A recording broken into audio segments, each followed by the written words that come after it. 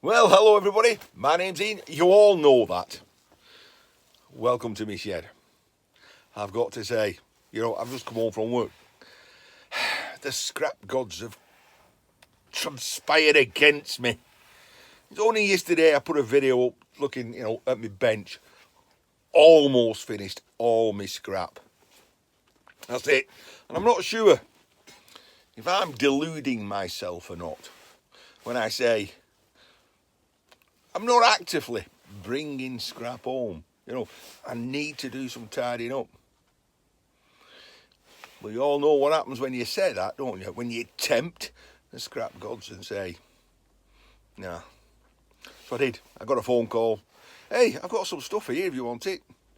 Yeah, aluminium, a bit of steel, right up your street. Sort of. Until I get it home. It looked good when I saw it in the dark. And I had a magnet with me. There's my magnet. Always got a magnet with me. You tell the scrappers not got a magnet with them. We'll do here first, then we'll go up there. So, your view round. I've been given picked up. You're not going to be able to see this very well. Oh, get off. Hey, if I can stroll on. The walkway is getting narrower and narrower. Right, I've picked up these ramps. Okay, so do you want them? He says, I think they're aluminium. Up there. Go there and you stick. Ooh, that's alright. Sheet aluminium. Yeah, I can do that. I think there's a couple of, you can't see, a couple of rivets down the side. Get those sides off. Yeah, no problem. It was only when I brought this one in, put it upside down, it's more like a radiator, corrugated. And I really don't know what the scrapyard is going to take that as. I'd hate them to class it as a radiator. Anyway, so I've got several of those to strip. So, put that on there till later. Let's go up there. Oh, the brush. In the last video, someone commented and said, I'm sure in that shed of yours, you've got a long handle brush. To save me getting on my knees with a hand brush. Well, yeah, I have. I commented and said, I've had a brush. I've had a brush. What? I've had that brush 15 years. I've only had to change the head 3 times and the handle twice. I'll let that one sink in. Right, let's go up here and see what the gods have conspired against me. I'm limited for space. But I've got a nice clean floor now and I'm getting there. And then all of a sudden, what the bloody hell are these? Well, each one of them weigh roughly about 35 kilos. What's that, 80 pounds? Nice, they're like a step, I think, that go up the back of a wagon. And from the cantilever arrangement, it looks like this step swings in and out. I'm not quite sure how that works, and I'm not really that bothered. All I know is aluminium checker plate. I think this is something to do with it. And along with that, I also got this step that comes, it's motorised. It's got a plug on. So this aluminium step sort of comes in and out. There's got to be an electric motor in there as well. Right, can't even get at the bench to do my bulbs. Bulbs, lamps, scrap. And I was thinking about these. I can't even reach now. I said, oh look, I've got these phosphor bronze gears. That got me thinking, well, I was going to weigh them in. I'm thinking, well, if I knock that shaft out, or I cut that off, if you turn it over, I've got like a plinth, haven't I? I've got a base for some metal art, you know, base for a lamp, some kind of steampunk kind of lamp. So, do I weigh these in for, they're a good weight. We'll weigh one, eh?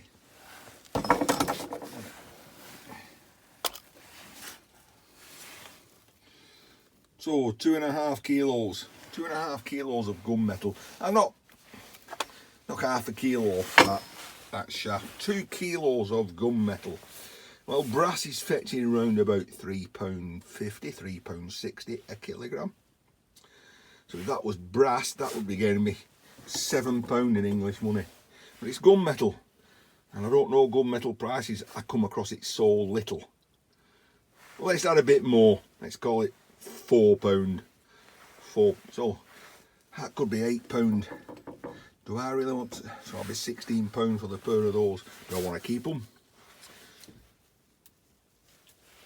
Or when I might be able to do some metal art, or do I just weigh them in and get the space and the money? Oh, decisions. Split down there 50-50. What's your views? I don't know. They're not taking up much space either. They're not eating anything.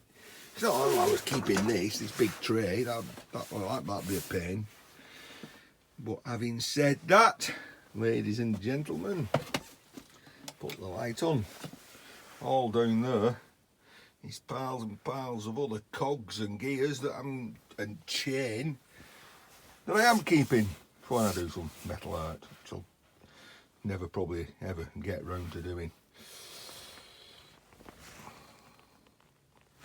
Anyway, back to these. They are unmanageable. I think I need to get me 9-inch grinder, cut them off, they'll fit on my bench then.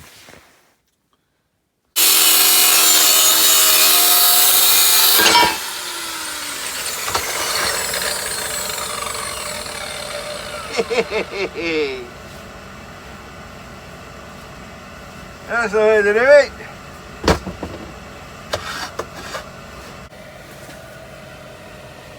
Right, so well, you figure what I've done there, I've actually put that one there as a shield, so that all the grinding dust will hit that and fall on the floor. And I can always keep that for next year's kill the moss on the lawn job.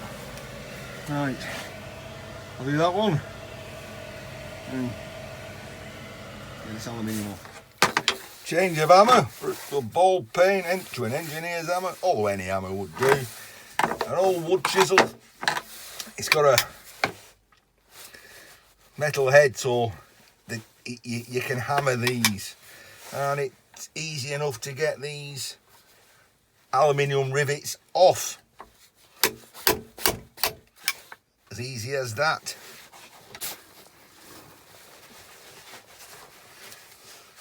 All those rivets off and a little bit of it just comes off.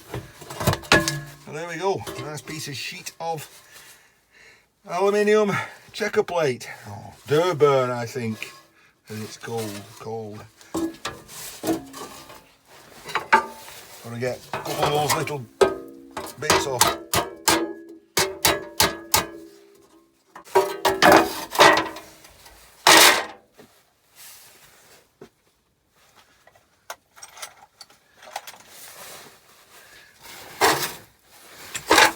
Maybe time to go back to my star drill, as I was informed, which took quite a few of you back to your apprentice days,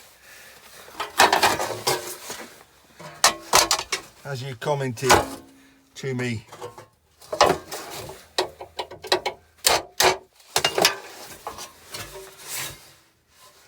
Aluminium. Oh my god, there's no room in here. Okay, slight tidgy problem. This one's got this anti-slip tread plate on it, so I can't find where the rivets are. I can't see the rivets. However, as I did this one first, I can put it in place, and I can, because these will have been done on a template, you know, on a jig. There won't have been somebody just hand drilling these holes in willy-nilly. No, this is jig work. So there'll be one there, and to prove it, there's one there, and there'll be one there. One there and all. And I would certainly say that that took the guesswork out of that, didn't it? Because, as you see, I've had to, you know, pretty much straight onto the rivet head. Whereas this one, before I thought of that, started playing around. I was way off. But, although sometimes I'm not known for thinking smart, sometimes I do. Right, so it's get these two big heavy lumps somewhere.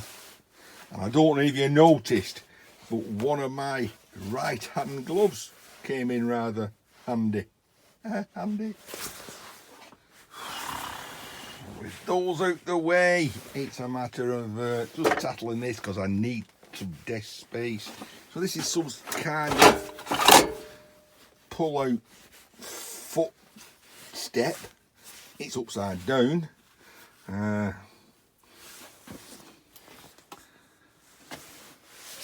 It's bolted together, 2 bolts there, all the way through, a bolt there.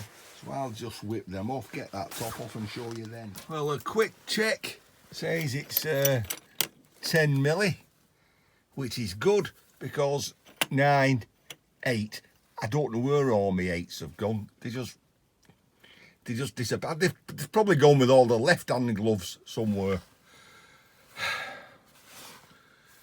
Now,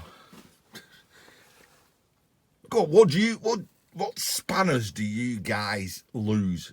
Is it me? Is it just 8 milli for me, or is it 10 mils? All the 13s. Oh, I also seem to have plenty of 13s.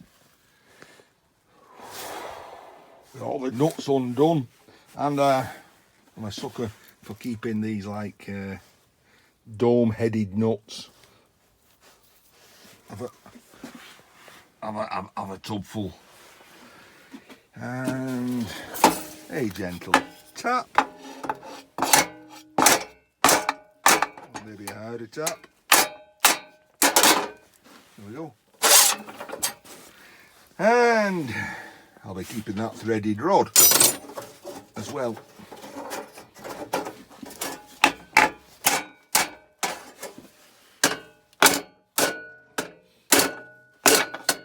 See the screw, check it out. If in doubt, give it a clout.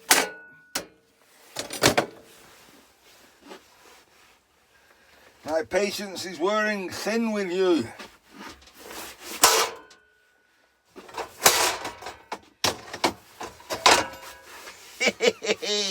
Brute force in ignorance.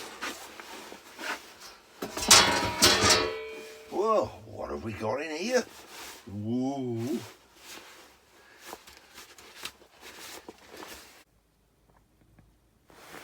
Okay, well, we've got a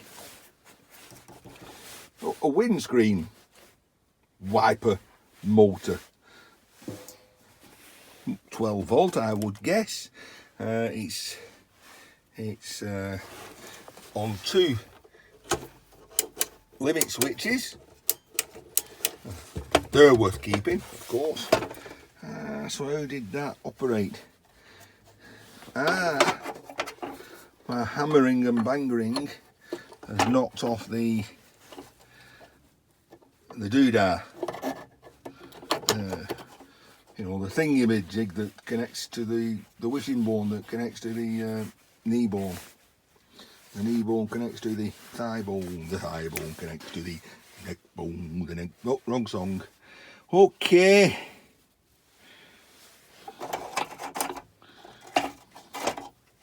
That one won't come out. I want some persuading. Magneto.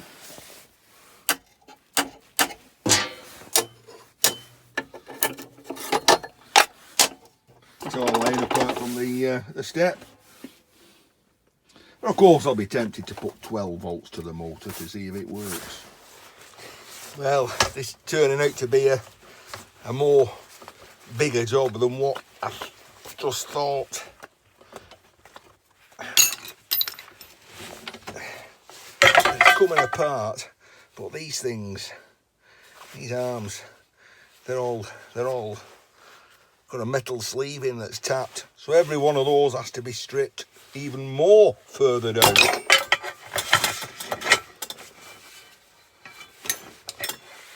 Right, almost stripped. I've just got that to do. But believe it or not, it is now 20 to 9 in the evening. And I had better stop making noise, really. I don't want to upset the neighbours too much. However, let's try one little thing. Okay, let's check that we've got some power in the thing as well. Oh, the light's on. Needs charging up, but it's got some charging. So what do we want to do? We just want to connect black to black.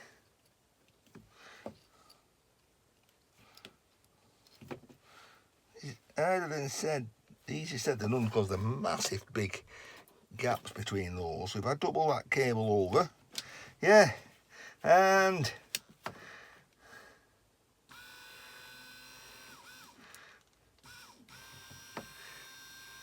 hey, look at that, it's working.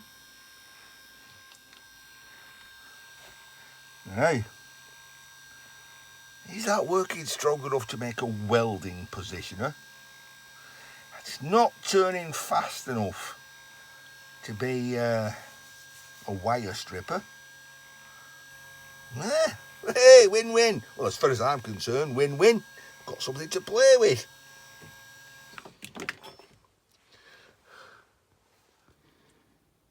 So, right, what did we get?